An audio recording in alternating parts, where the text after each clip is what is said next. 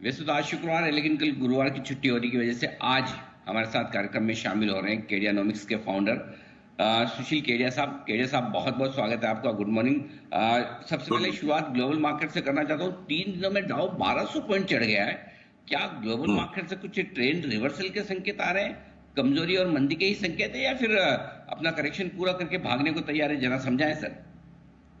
देखिए, global markets में जो हमने बुल तांडव की बात आपसे पिछले गुरुवार को की थी, वो ग्लोबल मार्केट्स में मटेरियलाइज हो गया। कृपया पीसीआर एक बार ये चार्ट मेरे स्क्रीन पे जो उसे शेयर करें। हमने लगाया था कि ऊपर वाली ये जो रेखा है लाल वाली, जहां तक ये रेजिस्टेंस दे सकते हैं, पर अब ये मार्केट्स वहां से भी ब्रेकआउट कर चुके हैं। तो वेरी शॉर्ट टर्म में अगले 1 घंटे 2 घंटे के हिसाब से अगर आप सोचोगे तो ओवरबॉट इंट्राडे में कभी भी झटका दे सकते हैं। पर अब ये बड़ा ब्रेकआउट बन गया है यहां से। और अब यहाँ चुनौतीपूर्ण है बाजार। व्यू नीचे लेना था और इस ब्रेकआउट के बाद लेना था, और इंडिया का मार्केट नीचे रह गया। नेस्डेक की भी वही पोजीशन है, डेक्स की भी वही पोजीशन है। इवन जापान, जहां से सारे संसार में हड़कंप शुरू हुआ, वहां निकेई ने भी भागना शुरू कर दिया जोर से। तो ग्लोबल चिंताएं सारी मिट गई एक बार के लिए, जैसा कि हमारा अनुमान था। और निफ्टी बैंक निफ्टी थोड़ी सी पीछे कमजोर रह गई, लगाड़ रह गई। चाहे वो हिंडनबर्ग की कंट्रोवर्सी के कारण आप समझ लो सेंटीमेंट बिगड़ गया, या थर्सडे को ऑप्शंस की एक्सपायरी थी इसलिए बाजार को दबा के रखा था। आज जो गैप अप बाजार जोर से उछला, और उसके बाद जो गैप अप के बाद जो एक पुल बैक आना था वो भी आ गया। मुझे लगता है वापस मार्केट रेडी है। जो जी में आए खरीदो। इंडिया का मार्केट लगा है। एक बार 3 4 दिन की 5 दिन की तो यहाँ तेजी कम से कम बनती है। दोनों, यूएस के मार्केट और अमेरिका इंडिया के मार्केट को हर घंटे साथ रह के नहीं चलना है। ब्रॉडली एक डायरेक्शन पकड़ते हैं। ग्लोबल मार्केट्स के क्यू स्ट्रांग है। हिंडनबर्ग की अनिश्चितता डाइल्यूट हो चुकी है। चार्ट्स पे अब इंडिया में ब्रेकआउट आ गया, तो अब हमें यहाँ खरीदारी करनी है। तो क्या ये समझा जाए कि डाउ और निफ्टी दोनों ही नया लाइफ हाई फिर से बनाएंगे? अनिल जी, हर समय हर प्रश्न का उत्तर ढूंढना मुझे मुनासिब नहीं लगता है। मैंने जैसा कि कहा ना, ट्रिकी है। एसएनपी और नैस्डैक के अंदर अभी भी पैटर्न्स ट्रिकी हैं। न्यू हाई का कॉल लेने की जरूरत नहीं अभी, वहां जब तक रिवर्सल नहीं आता है। तो हमारे को जो ग्लोबल मार्केट की अनिश्चितता थी उसको हम त्याग चुके। वहां न्यू हाई आ भी जाए न भी आए, इंडिया का मार्केट काफी लैगार्ड रह गया है लास्ट 5 दिन में। तो एक बार हम उसको खेलते हैं। 25,600 24,650 तक की निफ्टी, और 24,650 जब क्रॉस करेगा निफ्टी, तो न्यू हाई की बात करेंगे। क्या बात है, परफेक्ट। मेरे दिमाग में भी यही है, लेवल्स है, क्योंकि पकड़ा है, चौबीस। किस्तों किस्तों में कटेगा। जी जी बिल्कुल, मैं भी सुशील जी यही सोच रहा था कि 24,600 650 शायद आखिरी बाधा है, जहां से एक ब्रेकआउट देके हमने 25,000 के पार के लेवल चुने थे निफ्टी पर ऊपर जाने के लिए। वहां से करेक्शन आया, तो देखिए 24,650 बता रहे हैं। अब थोड़ा सा राय बैंक निफ्टी पर भी दीजिए। क्या बैंक निफ्टी भी कहीं बॉटम बनाने की, ये 49,650 के आसपास डबल बॉटम बनाने के संकेत दे रहा है, या कहना अभी जल्दबाजी है? देखिए, बैंक निफ्टी के अंदर फिलहाल दो तरफा सा पिक्चर बना हुआ है, पर जब हम थोड़ी सी गहराई में इसके उतरते हैं और इंडिविजुअल बैंक्स को देखते हैं, तो जो इंडसइंड बैंक अपनी बात हुई थी सप्ताह भर पहले कि इसे हम नहीं शॉर्ट करेंगे, अब इसमें तगड़े बाई के पैटर्न्स बनने लग गए। और थोड़ा सा आज ऊपर चला जाए 20 एक रुपया, तो हो सकता है इसमें 1900 तक की तेजी का कॉल ट्रिगर हो जाए। 1465 क्रॉस होने के बाद एक बार हम यहाँ से 65 खेलेंगे। आरबीएल, बंधन बैंक, सिटी यूनियन, ये तीनों छोटे बैंक बिल्कुल मजबूत कूदने को तैयार हो गए हैं ऊपर। और इवन कोटक महिंद्रा बैंक, जिसकी चार्ट बड़ी कमजोर सी रही है, लगता है इसको भी एक तगड़ा रिबाउंड देना है। और एक्सिस बैंक भी तैयार है कि जोर से उफन जाए बिल्कुल ऊपर।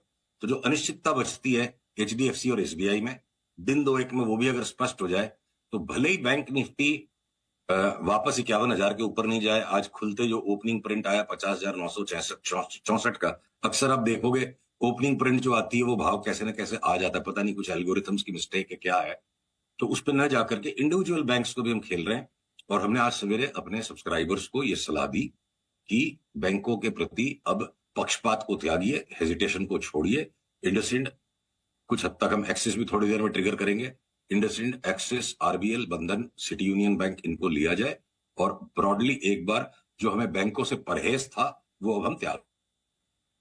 क्या यही परहेज आपका मेटल और आईटी से भी अब कम हो रहा है? क्योंकि ग्लोबल और अमेरिका में के मंदी के चक्कर में एक तो कमजोर सेक्टर मेटल पहले से कमजोर है, एक दूसरा मजबूत सेक्टर आईटी, दोनों ही गिर पड़े। क्या ये भी रिकवरी देंगे, और इस रिकवरी को सिर्फ एक बाउंस बैक के तौर पे माने, या वाकई में सस्टेनेबल रिकवरी है? देखिए, जब पहला सैलाब आता है ना, तो सारी नौकाएं एक बार के लिए हिलडुल जाती हैं, लगता चल रही हैं। और उसके बाद जब वो बहाव नदी का स्टेबल हो जाता है, आईटी सेक्टर में जो सैलाब आ गया एक बार अप ट्रेंड का, अब यहाँ जो नौका को जो नाविक चलाएगा, तो आज हमारे यहाँ पे विप्रो में एक बाइक कॉल है, और हो सकता है टीसीएस में भी एक आध दिन में आ जाए। इन्फोसिस से हम परहेज रखेंगे। छोटे वाले आईटी स्टॉक्स पे अभी कोई दिक्कत नहीं है, वो स्लाइटली लॉन्गर टर्म कॉल था। और मेटल्स में भी देखिए एक short squeeze rally world wide अब बन रही है। कॉपर जो 24-25% गिर गया, किसी भी टाइम पे धुआंधार तगड़ा बड़ा रिबाउंड दे सकता है और फर्दर नीचे जाने के पहले। तो उसमें हमारी पिक है बाइंग साइड में हिंदुस्तान जिंक और हिंदुस्तान कॉपर।